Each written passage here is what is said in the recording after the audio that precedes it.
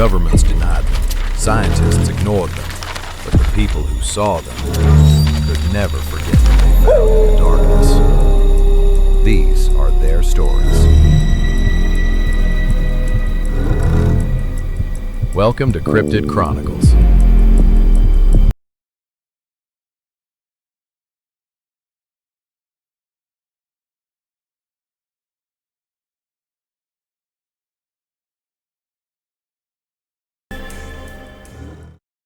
Last time on Cryptid Chronicles Stories.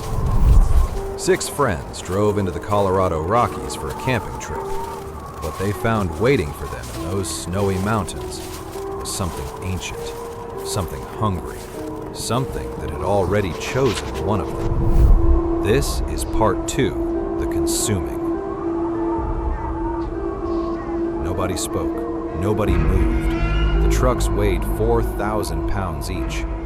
Whatever had done this had lifted them like toys and arranged them with deliberate and terrifying precision.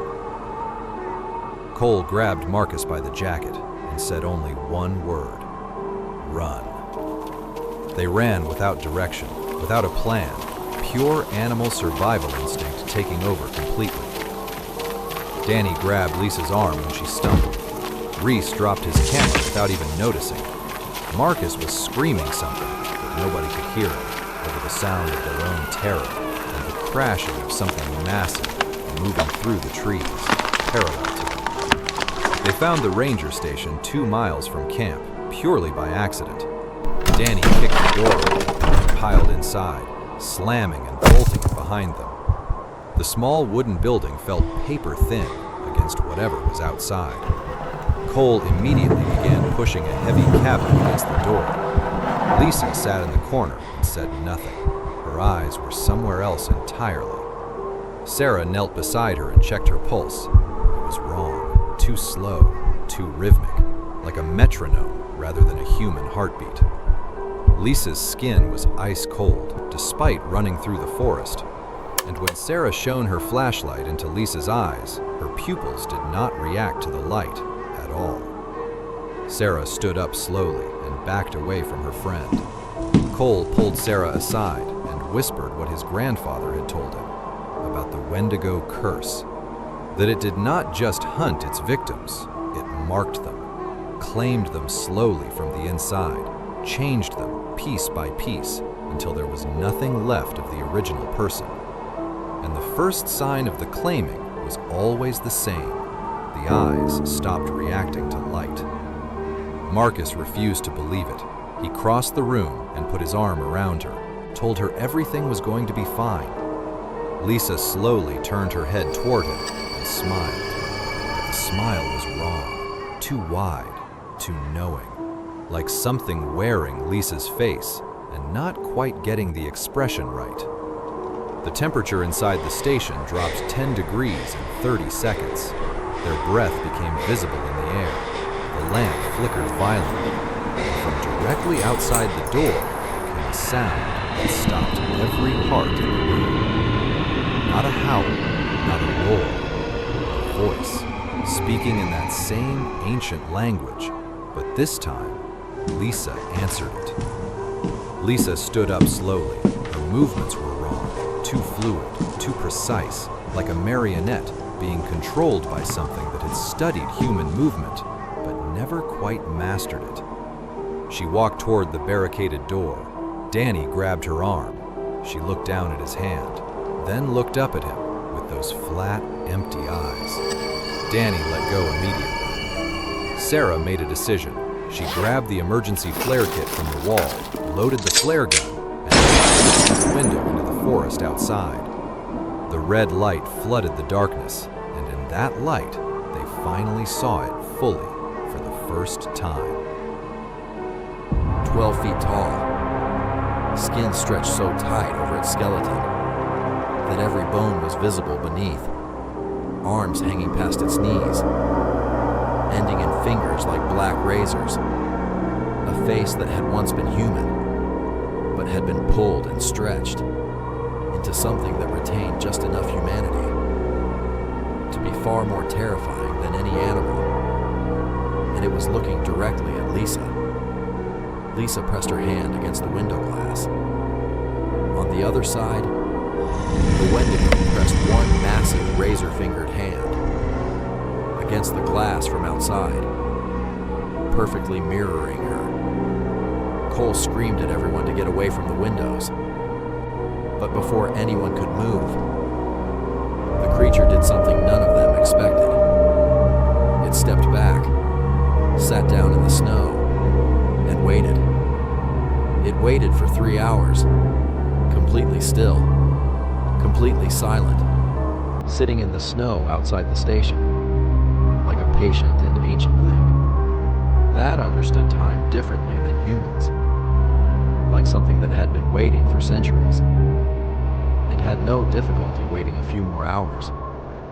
Cole said quietly that it was waiting for the flares to die, for the light to go out. Reese had been quietly working in the corner the whole time. He had found the ranger station emergency radio. It was old, barely functioning, but he managed to raise a signal. A scratchy, broken voice responded from the other end. Help was 4 hours away. Cole looked at the dying flares outside, then at Lisa, then at the creature in the snow, and did the math. Danny came up with a plan. The station had emergency flares, an axe, a first aid kit, and one flare gun with 4 shots. Not enough to fight it, but maybe enough to distract it. Long enough for 5 of them to run. Cole looked at his brother when he said 5, not 6, because they both knew Lisa was not coming with them. Lisa was already somewhere else. Sarah refused. She said they were not leaving Lisa. Danny grabbed her shoulders and told her gently but firmly that Lisa had already left them, that whatever was sitting in the corner, wearing Lisa's face, had been answering the creature outside all night, in a language none of them should know. Sarah looked at Lisa. Lisa looked back and slowly shook her head, almost like a warning. At 4 a.m., the last flare died. Darkness swallowed everything outside. The creature stood up from the snow. They could hear it, moving toward the station, slow and deliberate. No rush, like something that already knew how this ended.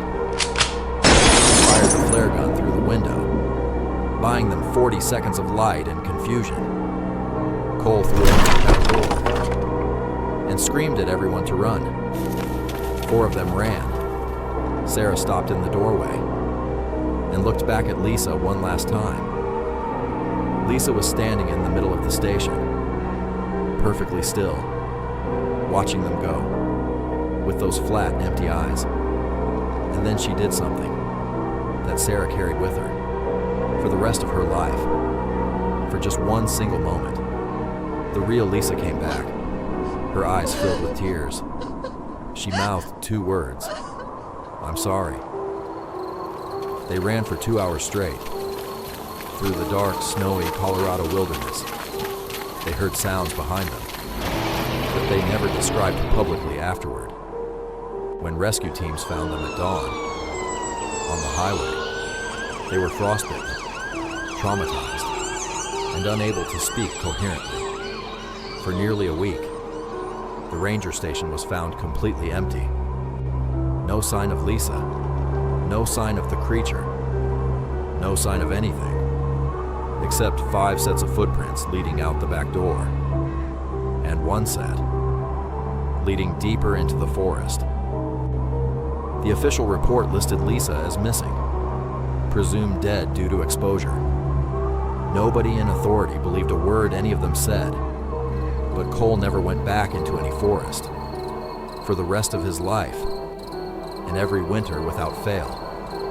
He left food on his porch railing, just in case something out there still remembered his grandfather's name. They never found Lisa. Search teams covered 40 square miles over 3 weeks and found nothing. Nothing except 1 photograph found by a hiker 7 months later, 12 miles from the ranger station, something 12 feet tall, looking directly into the camera lens. The photograph was classified immediately.